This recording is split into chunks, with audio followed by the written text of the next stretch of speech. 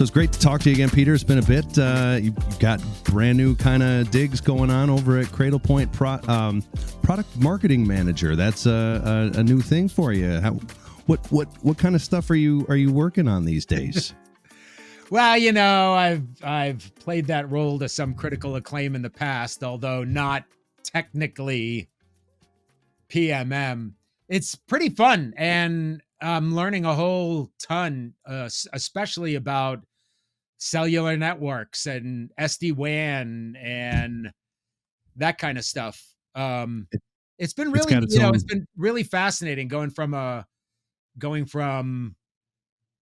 focusing in on, say, application delivery, application services, primarily, data center, wired kinds of infrastructures, deployment systems, to an organization that really is in a lot of, it's cellular first. It's the LTE and the 5G and I think it's kind of cool because I think, well, we've been seeing this for years, and even there, the ads on the Super Bowl, when is 5G coming to the home and all that. And now we're seeing the ads for the little 5G routers in your house. You can, kick the cable to the curb.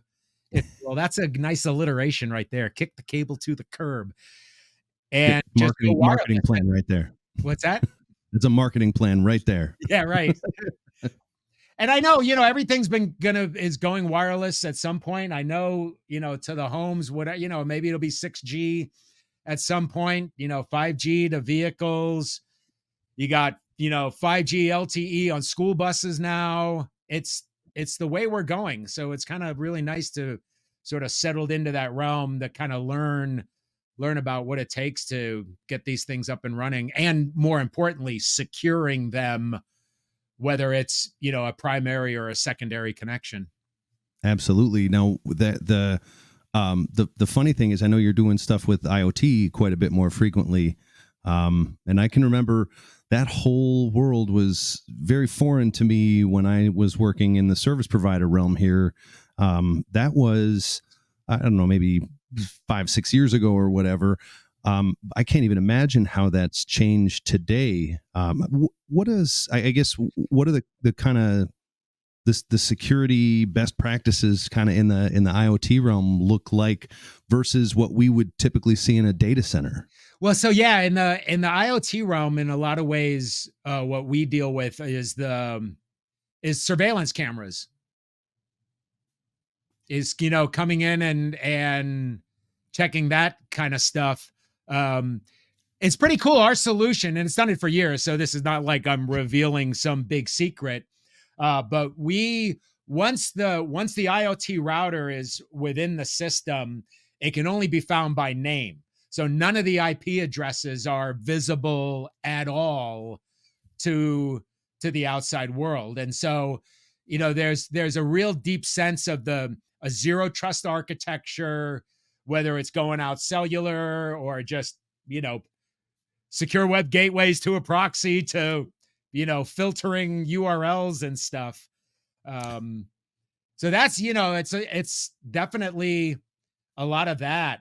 And, all of the sensors out there. I don't know if did you see that tractor that, I know this is sort of somewhat off the IoT thing, but the tractor that kills bugs by laser, by just zapping them with a thing as it goes through the field, and it's all automated. It's almost like a drone tractor where they just, set the plot, kick it off, and it does its thing up and back. It's like the Roomba, but built by Caterpillar. Right. Yeah. It's funny you say that. One of the things that people found it really hard to believe, again, trying to go back to my service provider days, one of the biggest projects that we had going on was a test plan project at a farm. Like, farm was the hotspot for service provider, because you're looking at, modernized farms with, where the farm would have a private 5G tower, Yeah. and you'd have drones be able to connect to that 5G tower. You'd be able to have like, thermal sensors and humidity sensors next to the plants and things like that all connect via 5G, Yeah. not Wi-Fi, right? Yeah, we see that all over manufacturing plants, automobile plants, um, industrial complexes, all those kinds of things are all private 5G. We got, they're even, tracking. There are, these, like the tools within some of these manufacturing plants, the specialized torque kinds of screwdrivers and stuff. They all got chips in them. They're like $3,000 to $5,000 a piece, and they're all connected to the private 5G for inventory and Yep. things like that. It's things like, they have, you're coming into a manufacturing plant and you have your hard hat on, and each of the hard hats have a QR code. Although we've now learned that scanning QR codes is one of the most dangerous things to do you could ever do. We kind of knew that last year, but it really blew up this year. Anyway, so there's the QR codes, and so the camera scans the code on the hat. It knows immediately who the person is, where they've worked, if they're under contract, all that kind of stuff. But then it can also say, oh, wait a minute, they just signed up 2 days ago, but they haven't gone through the safety training yet. And so then they can alert, the next door, the next guard, the whatever, not to, you're still welcome and you're still employed, but you now need to do this other thing. It's unbelievable the number and types of use cases that can be achieved with the wireless system. I have a freaking fantastic time watching those Ukrainian drones blowing up left and right. I mean, it's just, out there in the battlefield, that's all freaking connectivity. Yep. Being able to manage that stuff up Yeah, in you the can't air wirelessly and simply. Yeah, no Wi-Fi. Wi-Fi's not reaching there. No. Yeah, and it's all cellular. And you certainly are going to have something that's a weapon from the air dragging an Ethernet cable. I know, wouldn't that be awesome? Be terrible. Yeah. Terrible. That's not stealth. Not stealth at all. And now with Neuralink, we would joke, right? So I recently did this webinar with an old friend of ours, Jeff. I always say Giroux, but he always corrects me in how he pronounces. Is it Giroux? Yeah, Jeff Giroux. Giroux. Yeah. There we go. Yeah. So we did a webinar a couple days ago on data, generative AI data loss, and I made this comment about. He says hi, by the way. I told him I was coming on your thing. Anyway, so I made this comment how right now generative AI is literally at the peak of the Gartner hype cycle, and once it hits that roller coaster ride down, that's when the mass adoption really starts to occur. And so I made this point that just about 5 years ago, because I would actually point this out back 5 years ago in PowerPoints, human brain interface was at the top of the Gartner hype cycle. And now we have the first guy with the Neuralink, embedded in his skull, and he's paralyzed, but he's able to interact with the computer and play chess via his mind. And so now if human brain, computer interface is now being, down the slope on the masses, and now generative AI is up top there, what's going to be happening in the next 5 to 7 years with that technology as it comes down the huge slide? I just read a thing where it says generative AI will have the same intelligence. So what took us, the hundreds, thousands, millions of years to learn over time we get to our intelligence today. Now, of course, there are many levels of that depending on who you are. They're going to have that by 2029. Yep. So in 5 years, they're going to have accumulated and been at the same intelligence level, which took us, hundreds of millions of years. So that's a whole other, that's a huge other arena that I've been really focusing on is that whole spectrum of generative AI and data loss. I know you're very much involved with it with the OWASP large Yeah. language model. Yeah. Thing that Now you've I'm been also, doing. yeah, it's also at F5. I've been pitching in quite a bit. It's something that I think everyone is looking at right now. How do we incorporate generative AI in product, and what kinds of things are we going to be doing to help protect our enterprises from threats from generative AI, or how are we going to defend actual generative AI applications out there?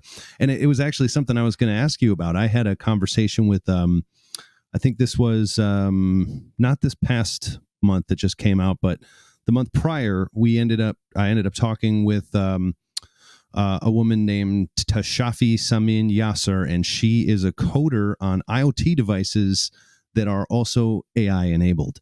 So I kind of Oh, wondered if that is if you're starting to explore that kind of like federated AI and IoT space, like I would imagine machine learning is a no-brainer, like you yeah, described. machine definitely, machine learning and we've incorporated some of the AI ops into our routers, just kind of things like especially with dual carrier, which carrier has the best signal right now, which carrier is, um intelligence into things like, oh well, our the data plan on this provider is like at 70%, the data plan over here is only at 20%. Maybe we'll start sending traffic, you know out that way. That's fascinating stuff. Did you see the story recently of Ray Systems? So it just Oh came out man, right yeah, last. Well, yeah, so it was reported back. I think the first report was September, November. And for those of you who don't know, it's any scales Ray Systems, and this is pretty much the bona fide AI ML framework for Uber, scale. Netflix, Chat GPT handling the AI and ML traffic. Well, they had an open API. This API was the jobs API, not careers as most of us think when we hear jobs, but it's creating these AI and ML jobs. Now there's a dispute. So there were like 5 CVEs in this. 4 of them they fixed, but there's this 5th CE, which is the no authentication access for Yeah, this, which allows attackers to go in and create jobs, delete jobs, grab sensitive info. And there's researchers out there who have the screenshots of the admin login, IP address, blah, blah, blah. So they're disputing it. And this kind of goes to an area that I've been playing in, isolation.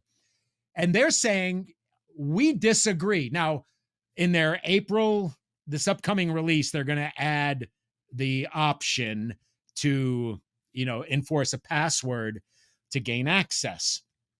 But they were saying, no, this is actually like, that's a vulnerability, that's a bug. And they're like, no, it's a feature. It's a freaking feature. Do you want to know why it's a feature? Is because it needs to be in an isolated environment. It needs to be yeah, an isolated network.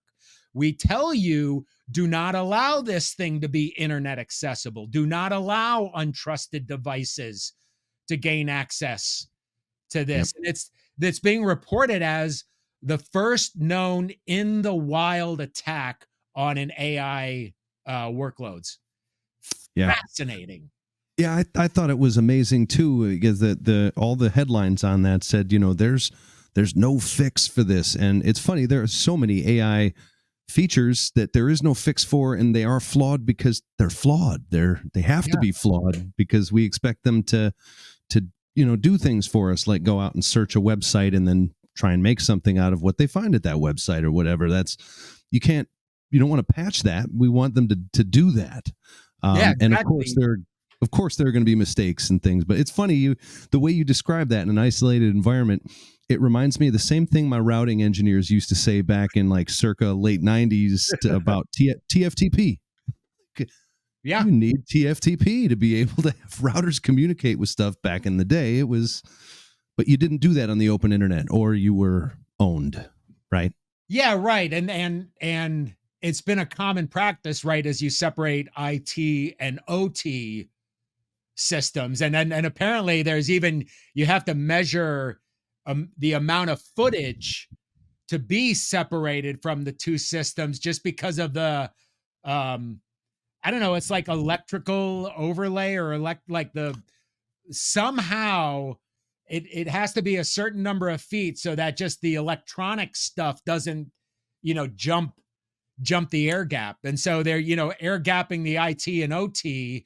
And, we're sort of the mindset, why not air gap, all your browser stuff? Why not air gap the application into an isolated cloud container and just not allow them access to the code, not allow them to, impact the application in the data center? You want to hack this container of pixels?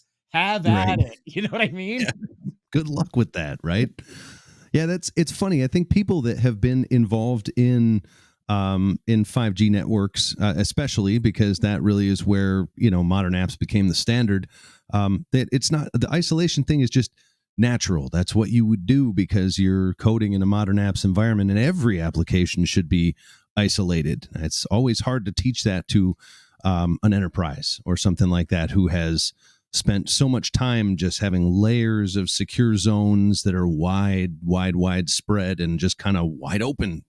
Yeah. But more and more, we're seeing people across the industry that are developing their applications in this containerized environment, and not just in a containerized environment, but it's in its own network. Like there's no, Yeah.